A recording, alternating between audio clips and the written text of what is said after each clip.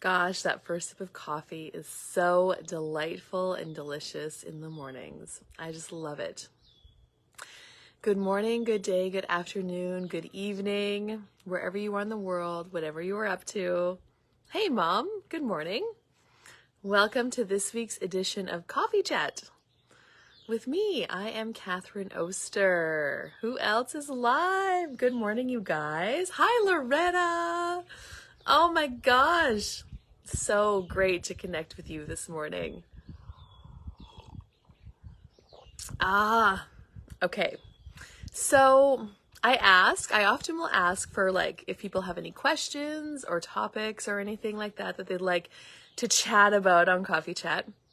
And one gal, she brought up the topic of thinking and controlling your life into existence. So I am a recovering control freak of magnitude. Yes, I know it's been way too long. Oh, I can't wait to see you in person one day soon. Anyway, I am a recovering control freak of magnitude.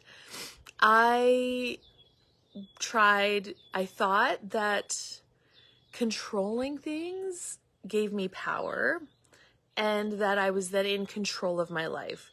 So then I would not be at the effect of things going on around me. So I tried to control everything around me.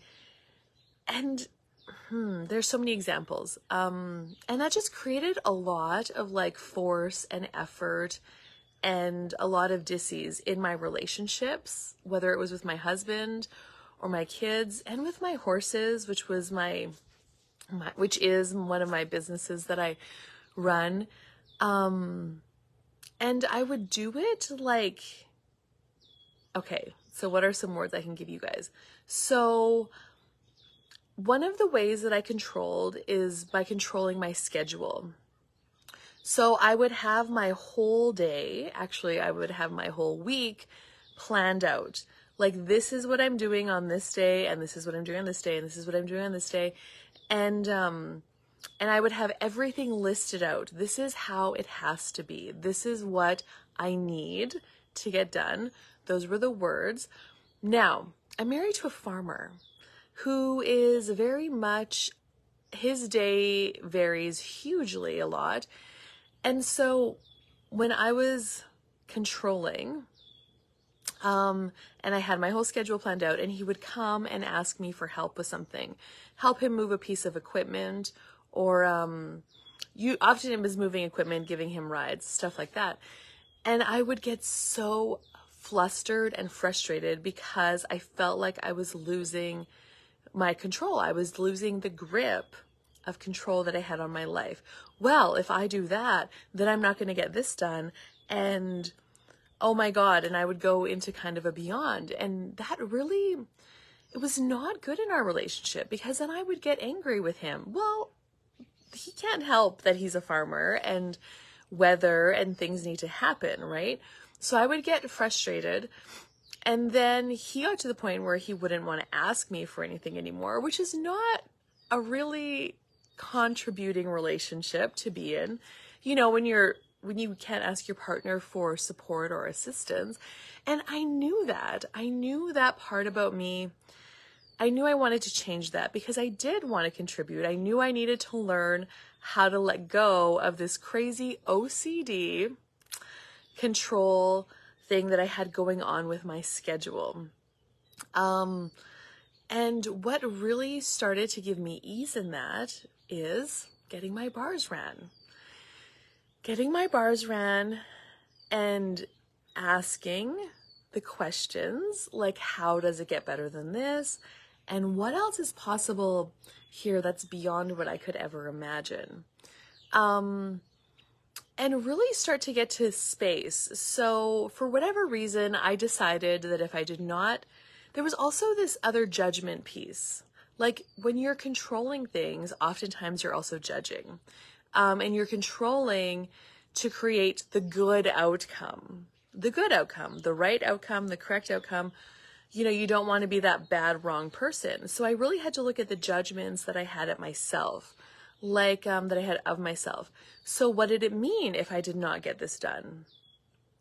Well, it meant that I was lazy, that I was not a good yard keeper, that I was a bad mom if I did not get all this laundry done today. Like, I had to look at all these judgments that I had of myself if I did not get this stuff done. And that was where the control was coming from. The control was coming from a place of judgment and proving, hello, Ross, and proving, hey, Colleen, proving that I am a right, good, perfect, and correct person. And like, there was so many judgments, and it was trying to prove that I'm a hard worker, trying to prove that I am not lazy, trying to prove that I am a good mom. I really gave up proving that I was a good wife early on. So poor Travis. But I did try hard in the beginning, and then that's a whole other coffee chat story. So what am I controlling for? Hello, Robert. And then I had to get to the point where just really realizing that none of those judgments are actually relevant, that it actually does not mean anything about me. It means that life happened.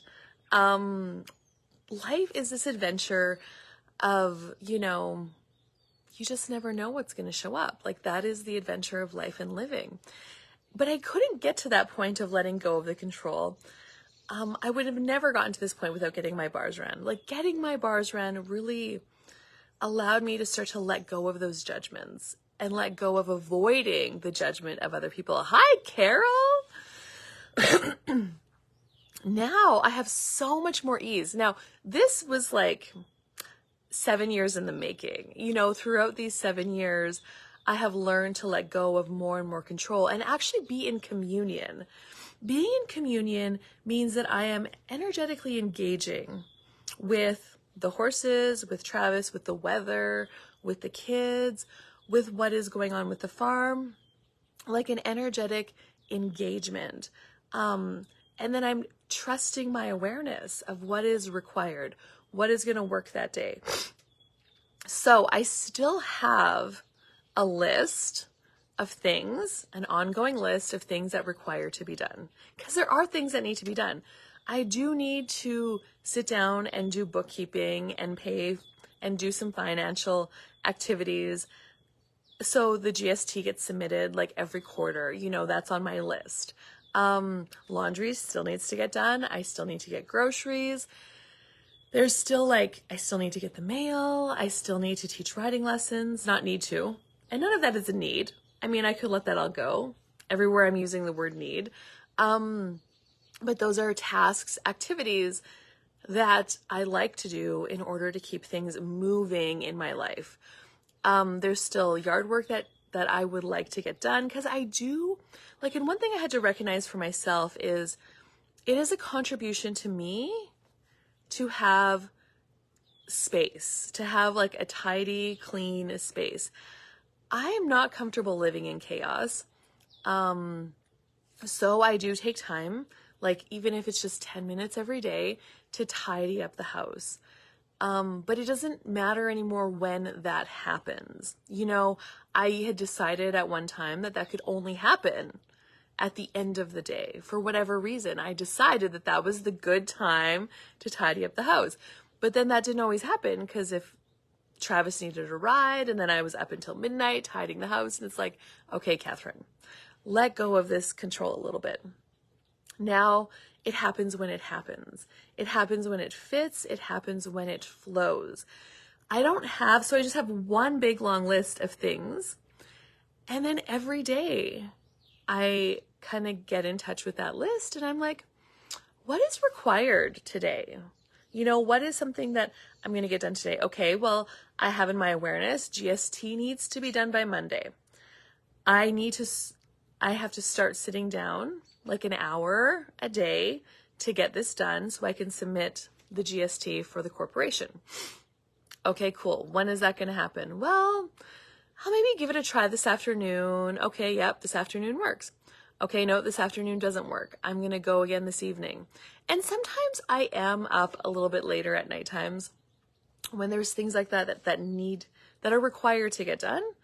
But for the most part, letting go of that control of the specific time and day and method has allowed for a lot more ease.